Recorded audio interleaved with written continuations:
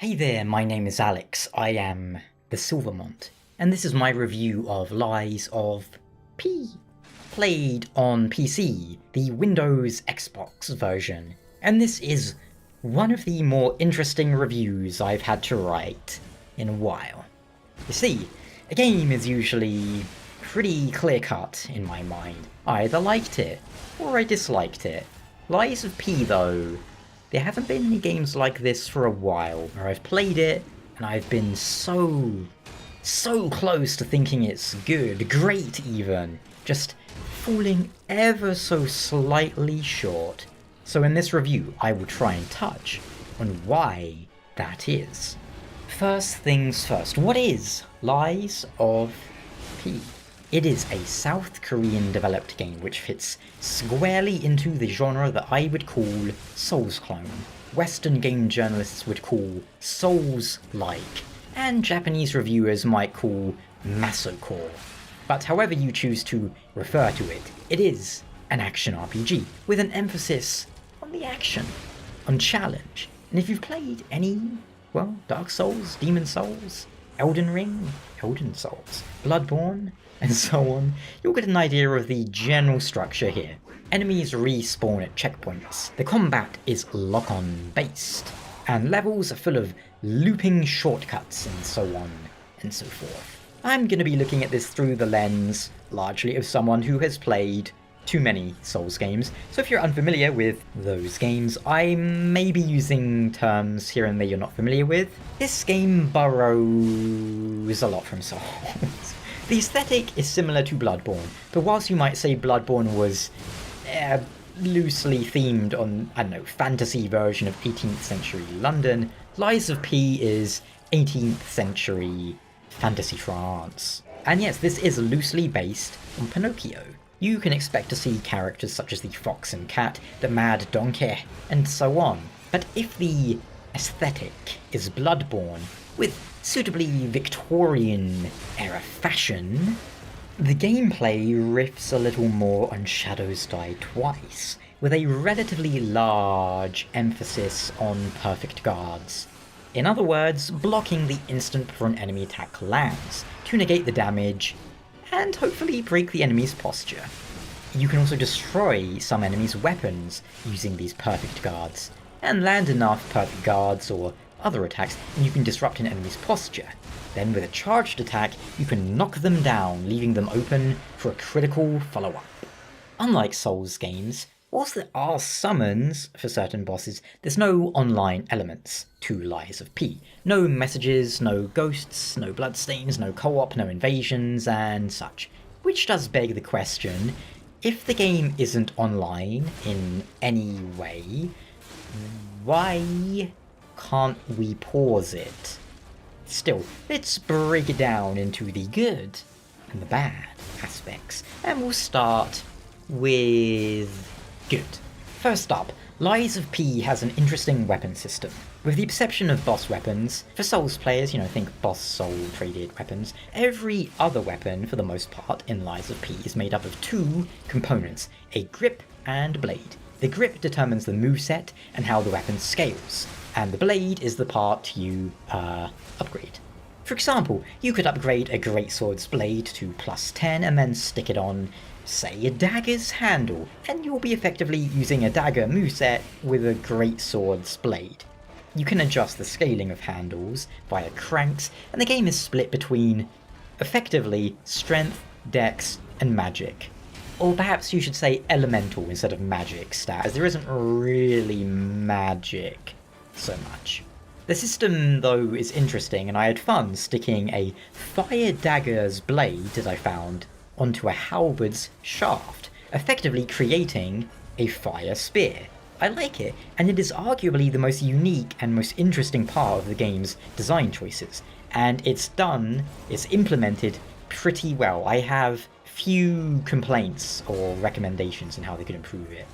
Outside of this, the weapons in general are interesting in Lies of P. There's more than a dozen of them.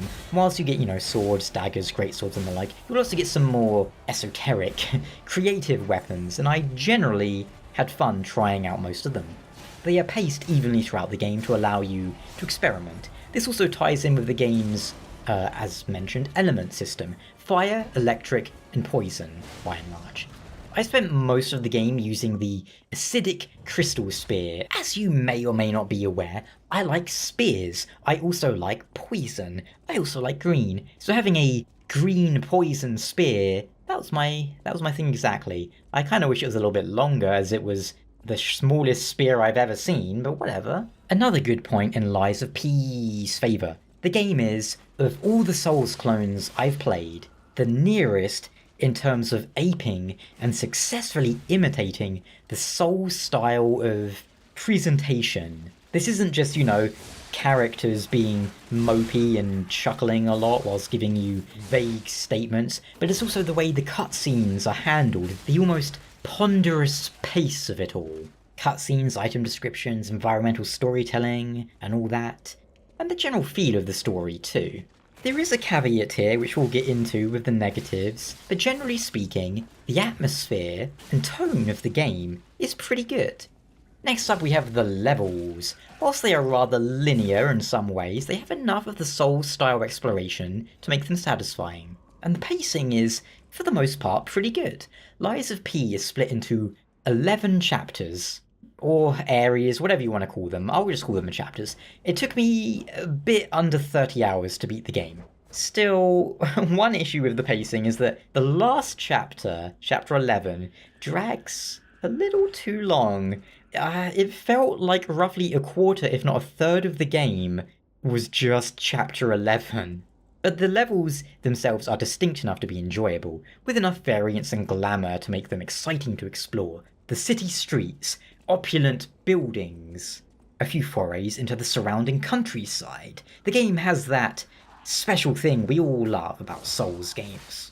Looking back over where we came, when you crest a hill, you turn around and you go, oh, I came all that way, huh? It's the thing. Dark Souls isn't a huge game, geographically, in terms of, square miles or whatever. It's pretty small, but it feels vast. You feel like you've gone on this great epic journey, and Lies of P does that pretty well, too. And on that same note, there are towering structures far in the distance that you'll be exploring soon enough. Next up, we have the animations and general feel of the game. There are some very weighty and impactful animations in Lies of P, and there are moments when the game just feels right. The combination of sound effect, visual effects, and gameplay mechanics that make you just feel good.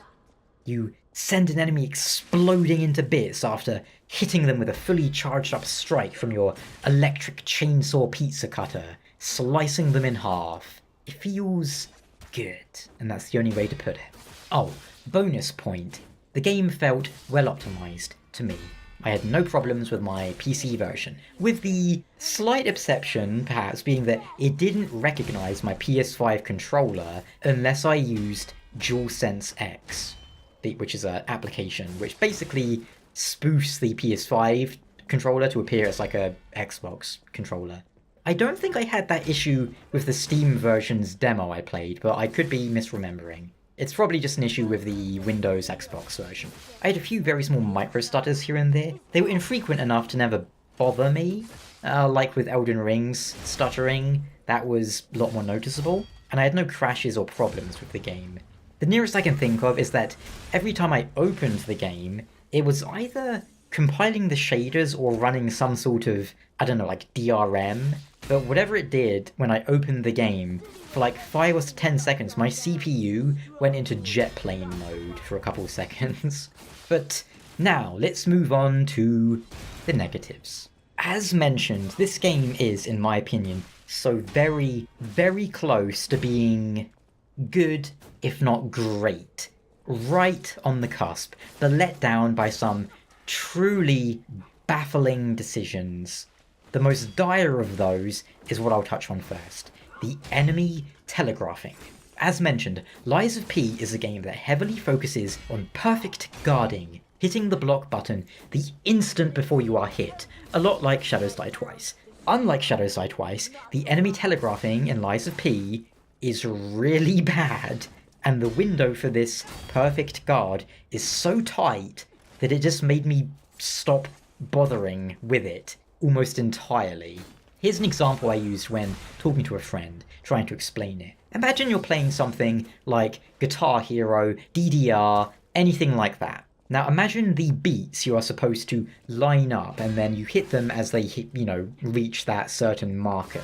Imagine they start moving at 5 different speeds, randomly, stopping, restarting, moving backwards, then forwards, jerking all over the place with no apparent logic or reasoning.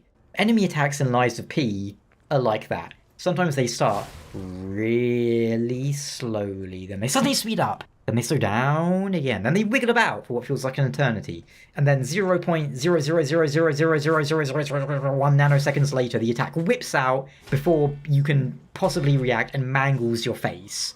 It isn't readable. It relies largely on just muscle memory, memorization and studying every single attack, which I would argue is not good design in a game like this. See, Shadows Die Twice has really good enemy readability. Sure, sometimes they are intentionally trying to trick you with like a feint or something, but for the most part, that game has really good telegraphing and you can parry it. Of course, there's some part that is, memorization and learning, but generally speaking, if you see an attack for the first time, you'll be able to, parry or block it because you know when it's going to hit you.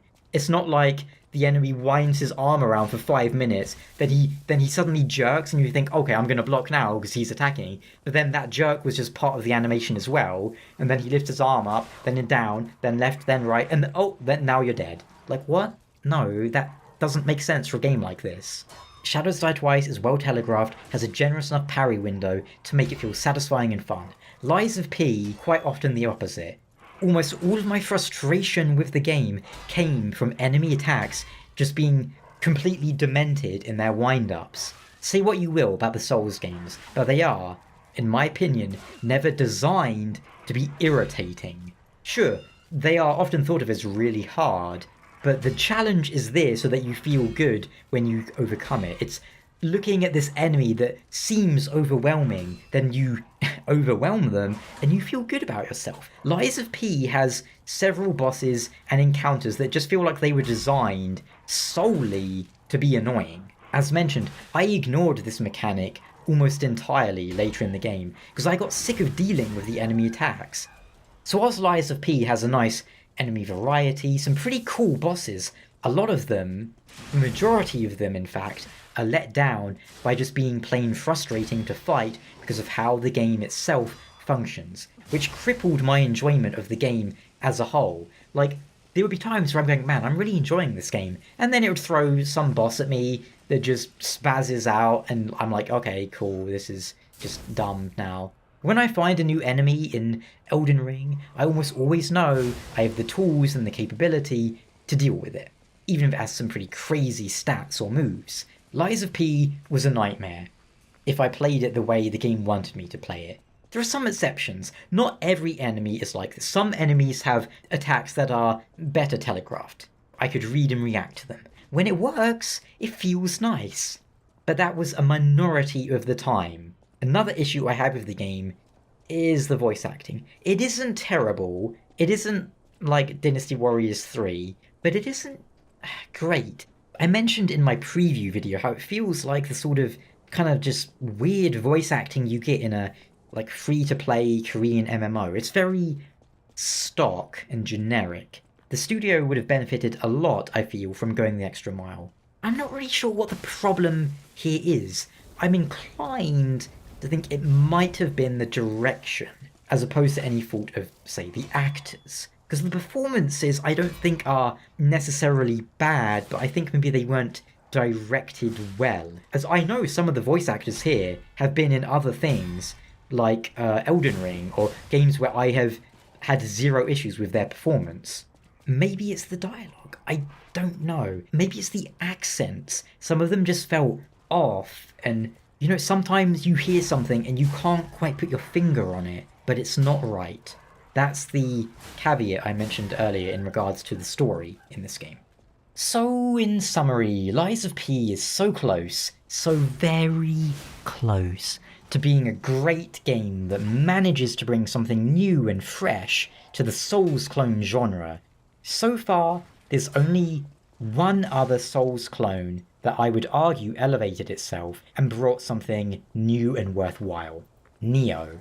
I've played so many other Souls clones and none of them have managed to justify their existence, really. Some of them are just flat out awful and uninspired. Others were serviceable, they were fine, like Code Vein, which didn't have as many glaring issues as Lies of P, but it didn't hit the same highs either. It was just rather mundane and kind of pointless. Lies of P has those ups and downs, those valleys, you could say. It is flawed, but a very interesting title, and the good news is, almost all of my issues with this game can be solved with patches. Sure, maybe not the voice acting, as that would be a lot more work, but the enemy telegraphing, the parrying, all that stuff, you can absolutely tweak that. And if they do, if they made this game less frustrating to control and play, this could be a solid 8 out of 10 game, in my opinion. Right now, I think I'd have to give it something like a 7. As frustrating as it can be, there's still quite a lot of good here. Even though, as mentioned, this is still absolutely a Souls clone. I'd be very interested to see what this studio does in the future.